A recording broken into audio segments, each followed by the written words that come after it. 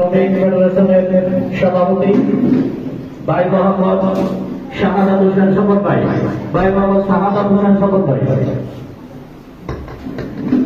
আসসালামু আলাইকুম। বিসমিল্লাহির রহমানির রহিম। এই অর্থ প্রতিষ্ঠানে আমাকে কথা বলার সুযোগ করে দেওয়ার জন্য আমি এই খাদিজাতুল কুবরা আদর্শ